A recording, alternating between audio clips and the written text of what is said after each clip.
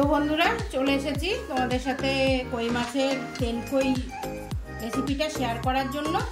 তো কিছু ভালো লাগলে লাইক অবশ্যই করো, আর ফলো করো ফেসবুকের বন্ধুরা, আর ইউটিউবের বন্ধুরা অবশ্যই সাবস্ক্রাইব করে দিও চ্যানেলটাকে।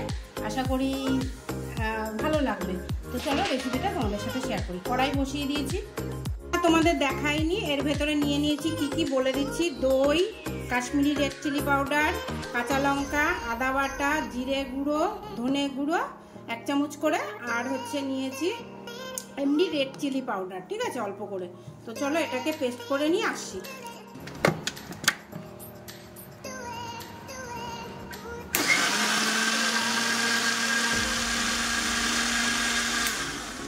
তো বন্ধুরা দেখতেই পাচ্ছ কড়াই গরম হয়ে গেছে, দিয়ে দিচ্ছি পরিমাণ মতো তেল। তো তেল কই, তার জন্য কিন্তু তেলটা একটু পরিমাণ বেশি থাকবে। তো তেল গরম হয়ে গেছে, কই মাছগুলো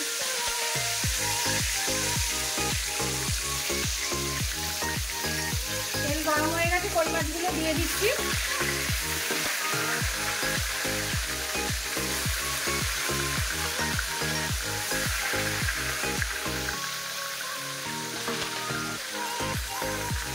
তো বন্ধুরা যেহেতু আমি তেল কই রাখবো, তার জন্য সব মাছটাই একবারে ভেজে এর ভেতরেই ঢালতে চেষ্টা করব। তো বন্ধুরা অনেকে আছে মাছ ভেজে উঠিয়ে রেখে তারপরে মশলাটা ভেজে তারপরে আবার কই মাছ দেয়। তো আমি ওরকম করব না, তোমাদেরকে একদম সিম্পলভাবে, যারা আমার ব্যাচেলার বয়েজ বন্ধুরা তাদের জন্য এই রেসিপিটা। তো অবশ্যই কই মাছ ধোয়ার সময় এই যে কানকোগুলো অবশ্যই করে ফেলবে। কানকো কিন্তু কই মাছের খাওয়া উচিত নয়, ঠিক আছে। কই মাছের মাথা পুরো একদম সাফ করবে। হ্যাঁ, তো চলো এটা বলে দিলাম তোমাদেরকে একটা টিপ। আর কই মাছটাকে লবণ দিয়ে মেখে ভালো করে ধোয়ার চেষ্টা করবে। আর যদি তোমাদের মনে হয় তাও লোড যাচ্ছে না, তাহলে লেবু আর নয় কুমড়ো পাতা দিয়ে ডলে ডলে কই মাছের গা পরিষ্কার করবে, ঠিক আছে। হয়ে গেল।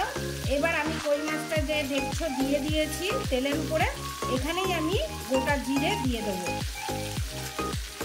যেহেতু আমি একবারেই রান্নাবো জিনিসটা, তার জন্য একটুখানি সাদা জিরে সাইড থেকে দিয়ে দিলাম। তোমরা চাইলে নাও দিতে পারো, কিন্তু আমি দিই, তো এটাই করলাম। গোটা শুকনো লঙ্কা দেওয়ার কারণ হচ্ছে গন্ধটাও ভালো আসে আর দেখতেও সুন্দর লাগে।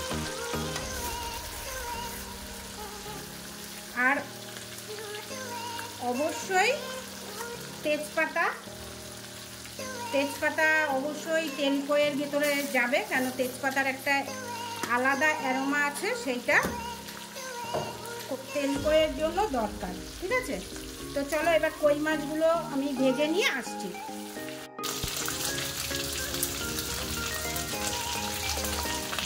তো বন্ধুরা দেখতেই পাচ্ছ মাছগুলো সুন্দর করে ভেজে নিয়েছি। এবার যে মশলাটা বানিয়ে রেখেছিলাম ওটা ওপর থেকে দিয়ে দিলাম।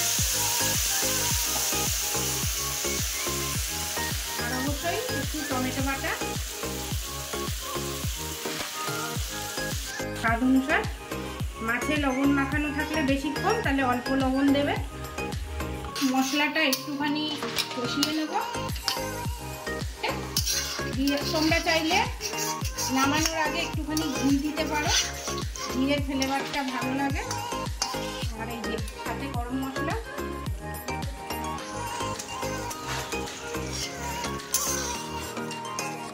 এবার পরিমাণ মতো একটু ফুটা জল দিয়ে মাছগুলোকে সামান্য জল দিতে হবে, মাছগুলো সেদ্ধ হওয়ার মতো। তো বেশি জল দেওয়া যাবে না, কেন এটা তেল কই হবে, একদম গা মাখা হবে মশলাটা। তো চলো বন্ধুরা তোমরা দেখতেই পাচ্ছ যে মাছের তেল বেরিয়ে এসছে। তো আমার সত্যি কথা বলতে মশলাতে যে জলটা ছিল তাতেই কিন্তু আমার মাছ গলে গেছে, ঠিক আছে। তার জন্য আমি এক্সট্রা জল দিলাম না, তোমরা একটু ফুটা জল দিতেই পারো। আর সামান্য একটুখানি এই যে ঘি। তো রেডি আজকে। আরও একটুখানি হালকা করে চিনি আমরা দিয়েছি, মানে কালারের জন্য। তেলের কালারটা যেন একটু ভালো হয়। তো তোমরা চাইলে দিতেও পারো না। তো আজকে রেডি তেলকই।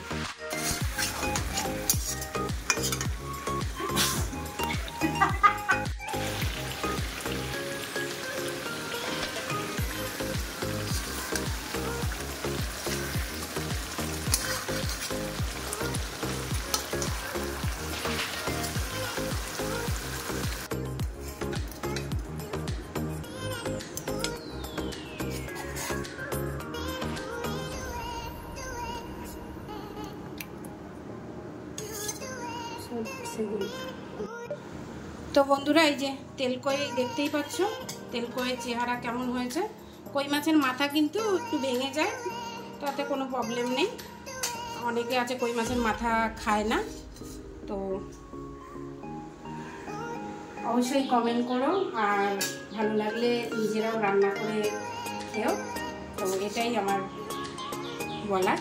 চলো মাছটাকে এর ভেতরে উঠিয়ে রাখছি।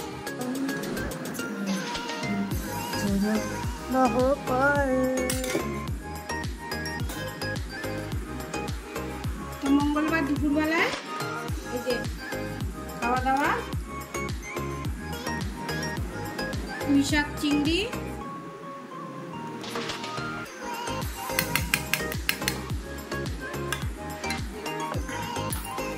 সাথে আছে তেলকই,